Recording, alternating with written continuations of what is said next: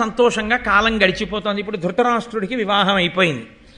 వేదంబులందు ప్రణీతుడై మరి సర్వశాస్త్రములందు కౌశలము మెరసి అసి కుంత కార్ముకాద్యాయుధ విద్యలయందు జితశ్రముడై తురంగ సింధురారోహణ శిక్షల దక్షుడై నీతి ప్రయోగముల్ నిరయనీర్చి అతి మనోహర నవ యవ్వనారూఢుడై కరలేమి హిమరశ్మి కాంతిదాల్చి పెరుగుచున్న కొడుకు పృథువక్షు ఆయతబాహు దీర్ఘదేహు పాండుచూచి వీని వలన కులము వెలుగునంచును ఎడ జాహ్నవీసుతుండు సంతసిల్లి.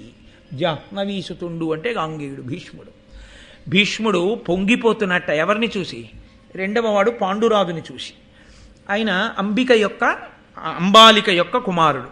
వేదంబులందు ప్రవీణుడై మరి సర్వశాస్త్రములందు కౌశలము మెరసి. వేదములు బాగా చదువుకున్నాడు, సమస్త శాస్త్రములను బాగా అధ్యయనం చేశాడు. అసి కుంత కార్ముకాద్యాయుధ విద్యలయందు జితశ్రముడై. ఆయన కత్తి పట్టడంలో, ఈటె పట్టడంలో, ధనస్సు పట్టుకోవడంలో అపారమైనటువంటి ప్రావీణ్యాన్ని సంపాదించాడు. ఈ ఆయుధాలు పట్టుకోవడం, ఈ ఆయుధాలు విసరడం అదొక గొప్ప నేర్పరితనం. అరివీర భయంకరుడు అవుతాడు అటువంటి వాడు.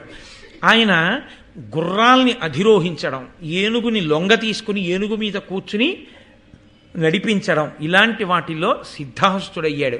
సమస్త నీతులు తెలిసున్నటువంటి వాడు, అతి మనోహరమైనటువంటి కాంతి కలిగినటువంటి వాడు.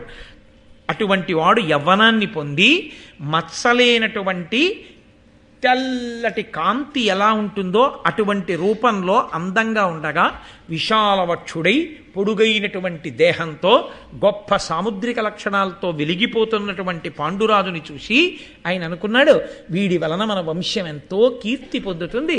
ఇంత అందమైనటువంటి రూపం ఉన్నవాడు, ఇంత మంచి గుణములున్నవాడని జాహ్నవీసుతుడైనటువంటి భీష్ముడు పొంగిపోతున్నాడు.